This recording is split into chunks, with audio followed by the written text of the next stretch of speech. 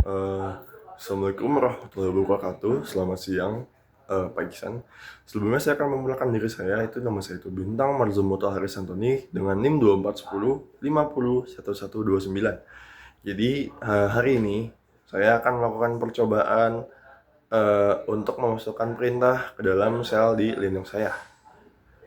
Oke, langsung kita lanjut aja. Assalamualaikum Pak Isan, selaku dosen matkul yang saya jalankan ini. Sebelumnya saya meminta maaf karena saya harus menggunakan laptop teman saya. Berhubungan dengan laptop saya yang bisa dibilang belum bisa dipakai dan Ubuntu itu akan melulu Pak, karena ada alasan bahwa memori yang saya gunakan ini tuh belum mencukupi. Jadi saya terpaksa harus kayak pinjam teman punya saya dulu. Oke, setelah tadi saya sudah memperkenalkan diri saya akan melanjutkan percobaan saya terhadap sel yang saya akan jalankan ini. Oke. Jadi yang pertama itu saya akan masukkan ID. Oke. Jadi ID ini tuh perintah yang ini dipakai untuk mengetahui identitas dan hak akses pengguna dalam sistem Linux untuk mengelola izin file. Jadi apa ya? Jadi lebih mudahnya tuh siapa sih yang bisa akses file tersebut. Nah, jadi karena sudah tahu, karena kita sudah masukin perintah tersebut, jadi maka kita tahu siapa yang dapat punya hak untuk mengakses file tersebut. Oke, untuk percobaan kedua kita lanjut. Ada date, yaitu tanggal. Saya akan masukkan, saya enter. Jadi date ini akan menunjukkan dan menampilkan tanggal pada saat sistem ini tuh dijalankan. Jadi misalkan di sini hari ini tuh Jumat 10 Oktober jam sekian. Nah, jadi itu akan menunjukkan waktu setempat dan pada saat saya menjalankan sistem ini. Oke, percobaan ketiga itu saya akan memasukkan perintah hostname hostname dan saya enter. Oke. Jadi hostname ini digunakan untuk menampilkan atau mengatur nama hostname dari sistem komputer. Jadi apa ya, hostname ini adalah nama unik yang bisa mengidentifikasi komputer dalam jaringan yang mirip kayak misalkan buka kutip nama komputer di sistem operasi lain. Jadi lebih tepatnya kayak misal simpelnya untuk mengetahui siapa sih hostname dalam laptop ini, atau mungkin laptop ini namanya siapa, kita bisa lihat bahwa di Linux ini nama itu ada Mika. Oke, lanjut lagi. Ada lagi, mungkin seperti mirip seperti hostname. Kita akan buka. Itu perintahnya itu adalah uname atau uname. Oops, maaf, typo sedikit. Saya enter. Nah, jadi perintah ini tuh dipakai untuk menampilkan semua informasi lengkap tentang sistem operasi dan kernel yang sedang berjalan. Jadi misalkan laptop lain mungkin bisa pakai Linux atau bisa pakai Windows, ya saya pakai Linux. Oke, selanjutnya ke percobaan 4 yaitu saya akan masukkan perintah yaitu UMI atau siapa saya.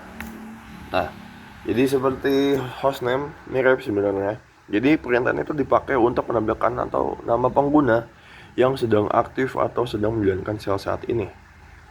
Nama UMI sendiri berasal dari kata UMI yang berarti siapa saya. Sesudah dengan fungsinya untuk memberitahu kamu atau kita sedang login sebagai siapa di sistem. Jadi mirip-mirip sama hostname itu, jadi nunjukin siapa yang bisa mengakses atau siapa yang bisa buka sel tersebut. Oke, di percobaan lainnya itu ada ls. Kita akan masukkan punya ls. Oke. Jadi ls ini itu digunakan untuk menampilkan daftar file dan directory yang ada di dalam folder. Nama ini berasal dari kata list karena fungsinya memang untuk menglist isi directory. Coba berikutnya ada ls. Lalu min kita enter. Oke, jadi perintah ini pada Linux digunakan untuk menampilkan semua file dan directory. termasuk file tersembunyi di dalam suatu folder. Oke, jadi simpelnya tadi tuh yang ls itu buat nampilin daftar isi directory, kalau min a itu singkatan dari all, atau yang simpelnya tuh bisa nampilin semua file mulai dari yang file yang terlihat sampai yang tersembunyi, yaitu atau hidden files. Oke, percobaan berikutnya kita akan coba, itu ada ls min 1. Benar ya? Oh, mungkin salah. ls min 1. Itu dia. Jadi perintah ls1 ini digunakan untuk menampilkan daftar file dan direktori dalam suatu kolom atau satu per baris. Nah, jadi gini simpelnya, kayak ls ini tuh buat nampilin directory. Nah, tapi karena ada min 1 ini tuh buat satu file per baris. Dengan perintah ini, setiap nama file atau directory akan ditampilkan di barisnya sendiri gitu. Jadi kayak masing-masing gitulah. Oke, mungkin apa ya? Oh, ada lagi. Juga ls ini juga berfungsi buat nampilin daftar file dan directory di Linux serta memiliki banyak opsi untuk melihat detail, ukuran, waktu, urutan, dan file tersembunyi. Oke, mungkin itu cukup dari percobaan saya. Saya akan menutupi percobaan saya ini.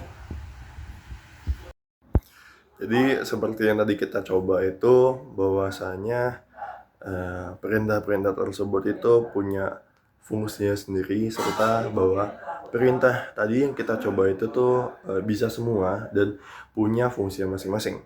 Oke, mungkin sekian dari saya untuk percobaan hari ini dan untuk ujian hari ini. Sekian dari saya. Wassalamualaikum warahmatullahi wabarakatuh.